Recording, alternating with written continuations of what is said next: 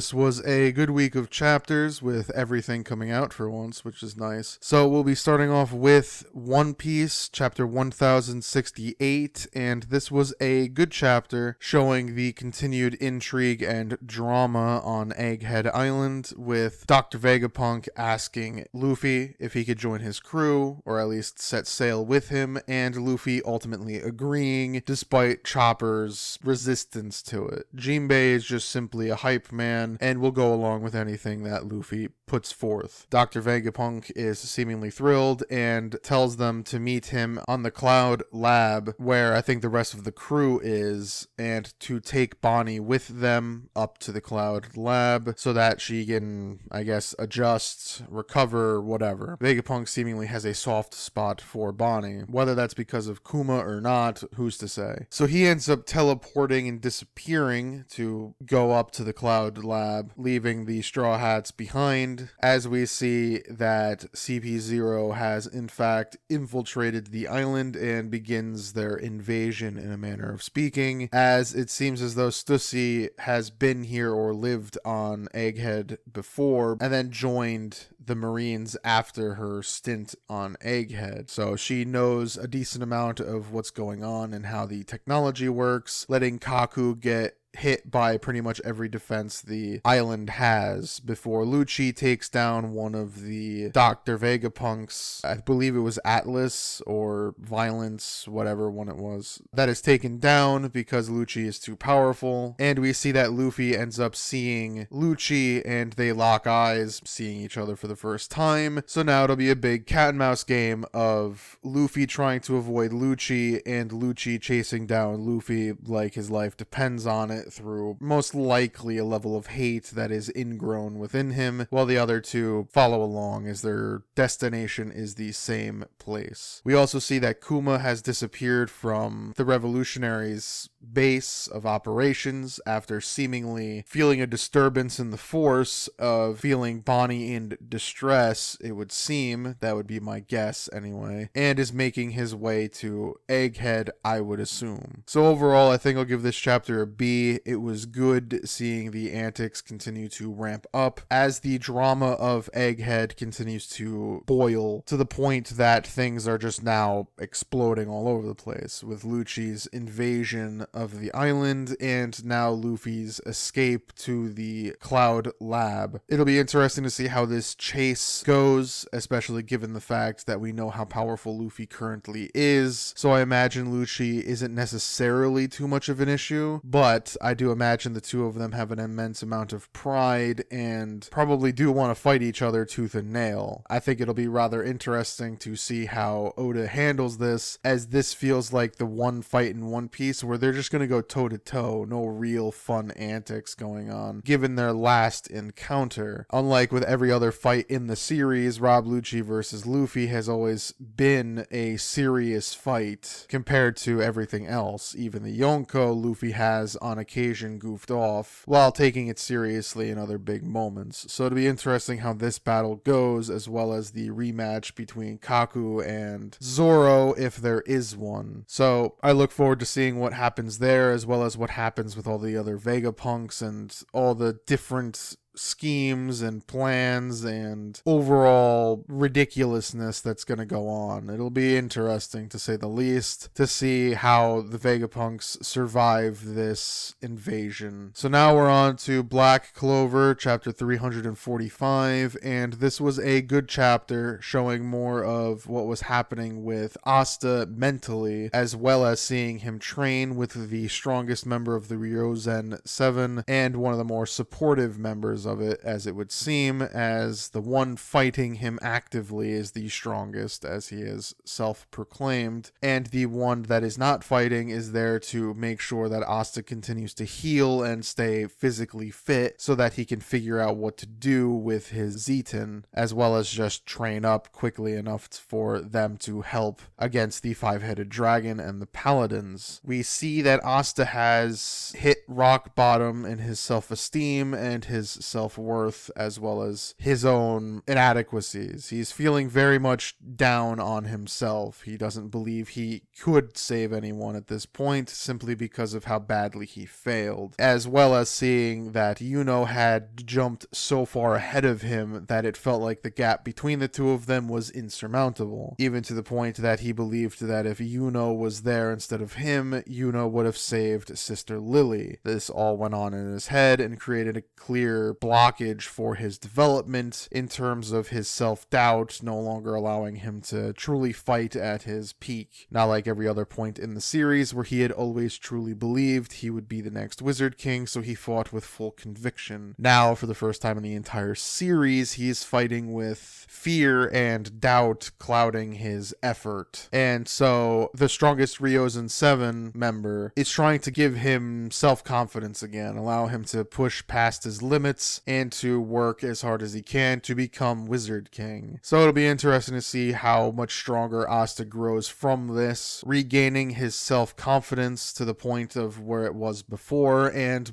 him proclaiming he will be the Wizard King. I think it was an interesting way of having Asta be depowered for a bit while still being very powerful, with a realistic problem, mental block for him, as we've seen him hit these every so often with a myriad of different things as he has been fighting an uphill battle of strength the entire series. We also see the other Ryozen 7 members fighting the Paladins and the Five-Headed Dragon, as one of them is slightly cowardly until they draw their sword, in which case they get a huge amount of bloodlust and are very powerful, even cutting Sister Lily until she fully heals with her magic. So that battle and clash should be pretty interesting, given the fact that we have some of the strongest fighters we've seen in the series, quote unquote, at least on the land of the sun, going against another set of strong villains that we've seen thus far. So it should be interesting to see how the Ryozen 7 can handle this, as well as how long will it take Asta to regain his form and then grow from this quick set of training to save him. So overall, I think I'll give this chapter a B. It was good seeing all of this happen, as well as seeing Asta's troubles and seeing how he's going to have to overcome them to grow even further into the character we know he will be, the next Wizard King. It'll be interesting to see how the whole battle unfolds, given the fact that we know how powerful the Paladins are. So it'll be interesting to see how the Ryozen 7 can handle the Paladins, and to see how long it takes Asta to get to the battlefield to help save the day, as well as what the Shogun's going to be doing, if he has already foreseen how all of this ends and is trying to fix it, or if it's all set in stone. It should be interesting to see what way this all goes. So now we're on to Mission Yozakura Family, chapter 157, and this was a good chapter showing the beginning of the eldest brother's blossoming. We see that he has arrived, and his super defensive technique does keep everything away from him, as I had thought, so that none of the Sakura petals could touch him, thus Momo's blossoming cannot touch him. But Momo taught him how to do the thing, and so he was able to unravel it and get close to Koyo Ichiro and use his blossoming on him. We then see a young Koyo Ichiro, the eldest brother, and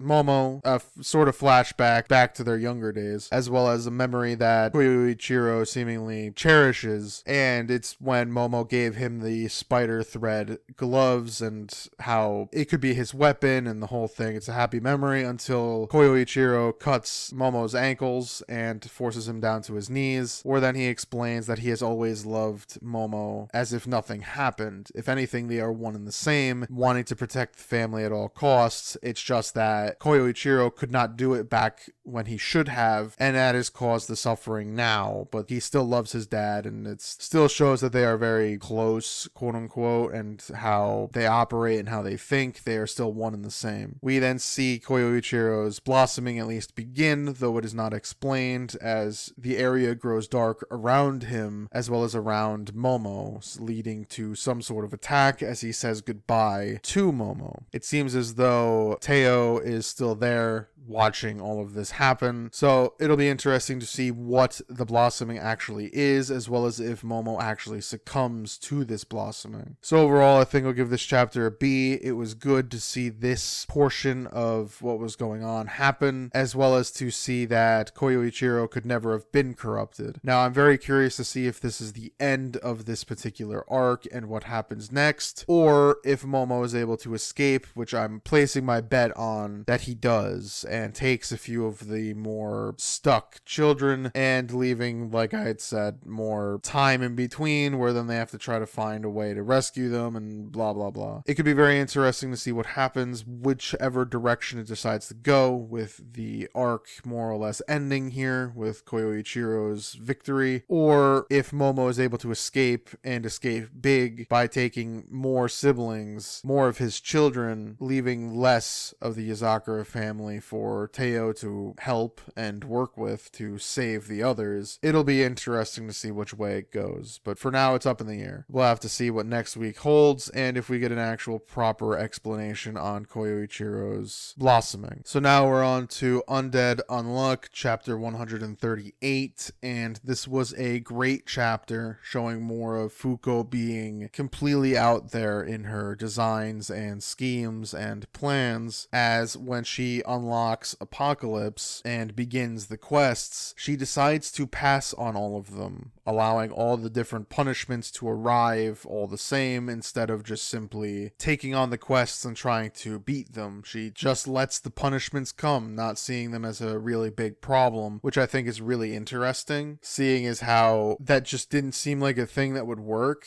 but yet it does, because she explains that there's a huge time gap between where they currently are with Gina and Nico and Nico's wife in the 70s and the 2000s, where pretty much everyone else is. There's too big of a gap. So what she's decided to do, knowing that by passing all of these quests, a year of time passes, believes that, well, she's just going to keep passing until she finds the thing she needs, the quest, and the time to shorten the gap to gain everyone back. That still leaves 20 years of storytelling to tell before Ragnarok would kick off, which I think is really interesting, as well as showing that she's trying to push to where we would know in the story. Leading at that, she even passes up an opportunity to find Andy, which she's very conflicted with, but knows what she needs to do, which is to find the artifact Remember. And so once that reward arrives, she takes those quests, and that leads it to the year 1999, I believe. So now we're at the time period where she can start recruiting again, where everyone's basically where they're supposed to be, and then she gains the artifact she needs. So it should be pretty interesting to see how this story develops from here, given the fact that now they do need to complete the quests within about 3 months, as well as how they're going to recruit everyone without all of these major table spots available. Now, of course, they can get all of that, but it's mostly Fuko trying to get whatever she needs for her plan. So it'll be interesting to see what her plan actually is and how these quests work, how she's able to get them done, as well as who she's trying to recruit, because the first one up is Creed, I believe, Undecrease. So it'll be interesting to see all of that happen. But the bold plan of skipping 20 years into the future was not received well by Nico, but was received well by everyone else. So it'll be interesting to see how they work things out. So overall, I think I'll give this chapter an A. I thought it was pretty great by this bold decision and bold strategy to have Fuko just skip into the future to where she needs to go while unleashing all of these different Umas and rules into the world. I do wonder if she's just going to go around trying to capture them all like Pokemon and like have this whole army of Umas with her to a degree, because that could be pretty interesting, as she seemingly befriended the Uma move or something. It's weird, as she has one under her control, and we've seen that happen from time to time, so I'm curious at what she's going to do. But for now, the penalties aren't something she cares about, as she has this grand plan and is just going to work with what she needs to do. And I'm curious at how all of this is going to work in its own right. So next week should be pretty fun, as we'll be getting the first quest of finding the artifact Remember by doing whatever the quest was. I don't quite remember. I think it was neutralizing an Uma of some kind. I don't remember who. So that should be pretty fun, as well as to see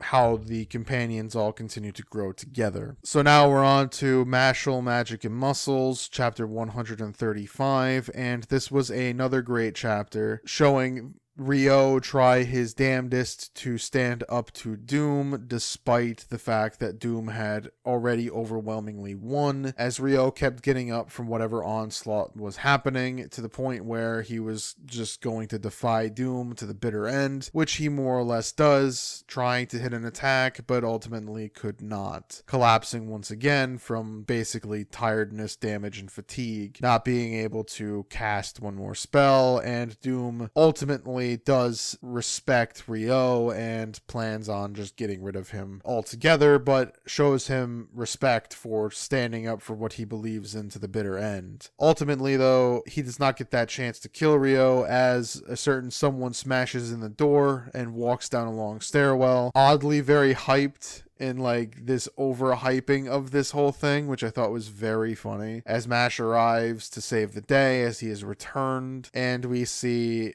him place half-eaten cream puffs next to everyone to try to heal them in his mind, I guess, as we see that he plans on fighting Doom one-on-one and says to leave it to him. Everyone's telling him that Doom is too powerful, they all have to fight him at once, but he fully believes in his newfound capabilities and plans on fighting Doom alone and winning. We then see the group that was trying to revive him being completely exhausted and of no use to anyone now, as now they'll be too exhausted to fight. But Mash is there to save the day. So overall, I think I'm going to give this chapter an A. I think it was very funny in the fact that they really overhyped Mash quite a bit as this major savior, as he just shows up and then ultimately says, leave it to me. So I just thought the whole thing was very funny with Mash's return. So the next few chapters should be very fun, seeing that fight, which I imagine won't be very long, just to show how much more powerful Mash has become. I don't know what to think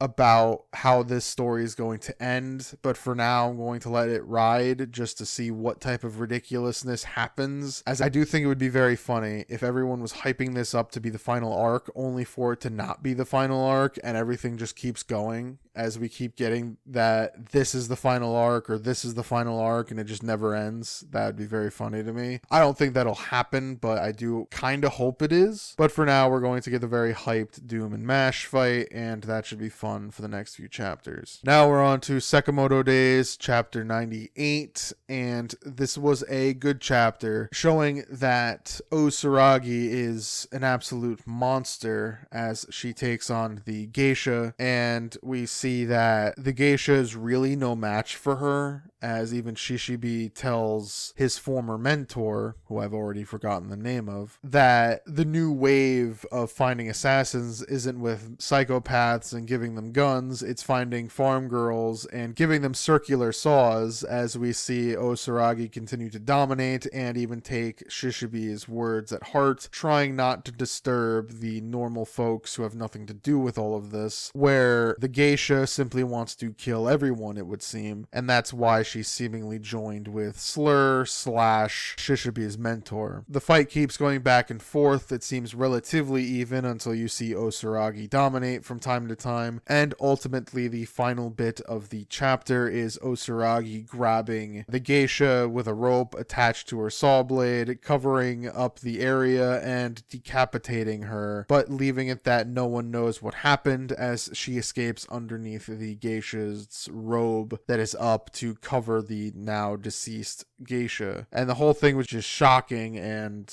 well done, seeing this battle here between Osuragi and the geisha, just showing how powerful Osuragi is. So overall, I think I'll give this chapter a B. It was pretty awesome to see Osuragi let loose and just downright win, showing that she's one of the stronger characters we've seen thus far, as well as Shishibe having complete confidence in her to win was rather nice. Now, I still don't know what Shishibe's mentor is going to do and or what's going to happen to him. Knowing that his son and his father are in trouble at the JCC, it'll be interesting to see how all of this ties together and what happens, as there's a lot of threads going on at once right now in Sakamoto Days, but we'll see what happens next. There's some interesting stuff, as well as now it's going to be a 2-on-1 on Shishibe's mentor. So it'll be interesting to see how he handles that situation, and if Shishibe will have to go on the run after he fails to kill his mentor, or if he succeeds and things get more and more out of hand as time goes on. It should be interesting to see what happens here. So that was all of the chapters. They were all very good, and many of them deployed different bold strategies, from One Piece having Dr. Vegapunk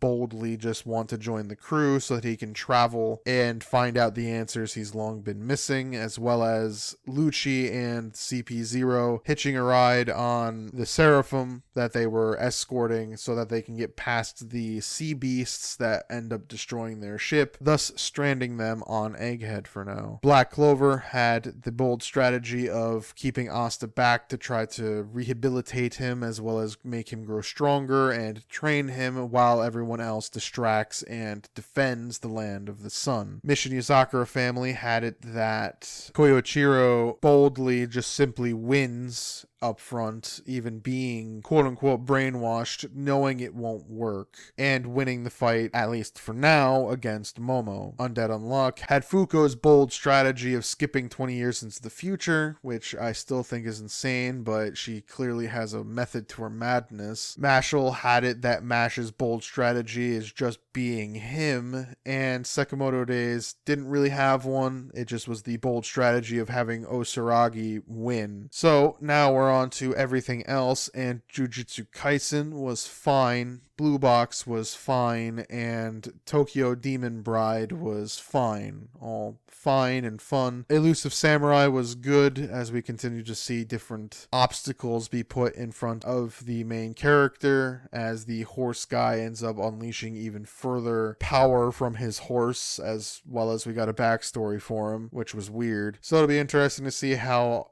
the main character is able to win this exchange of running away. P times 6 was good, as we see the secondary kind of main female character, the friend of Lucky, end up finding her calling as a conductor instead of a player. So it'll be interesting to see how she adapts to her new role, and if she is able to help Lucky unlock even more of his potential to help him ultimately defeat his siblings, as I still think that's where the story is sort of heading. Ginka and Luna was good, as we continue to see Luna meet more powerful mages than her, and her still being very much the knowledge-hungry mage that wants to seemingly have all the power in the world. Now, a theory, or more or less a prediction of mine for the series, which I think would be very interesting, is if Ginka was actually the villain of the whole thing. You don't usually see heroes that are broken apart because they're so powerful and they lost. So I think it would be really interesting if Ginka was actually the villain of the whole thing and simply trained Luna, and we get to see from their point of view that Ginka isn't such a bad character, but ultimately he's the Voldemort of this world, this super powerful evil mage that was so powerful it took everyone trying to stop Ginka, and then now a bunch of the darker wizards are trying to bring him back or whatever. It could be very interesting if they go that route. Will they? Probably not, but I had thought just to mention it here. I thought it was a fairly interesting prediction point that I had thought of, that Ginka could end up being a villain in this case, and leading it that Luna then has to figure out what she wants to do, either side with her friend or side with the world, more or less. Now, for the other new series that I had decided to catch up on, Cypher Academy is fine. It's a little ridiculous, especially with some of the very much modern nomenclature going on, from cryptocurrency and so on. So it's used in a way that's at least somewhat interesting. The story itself is relatively okay for now. I'm curious to see how this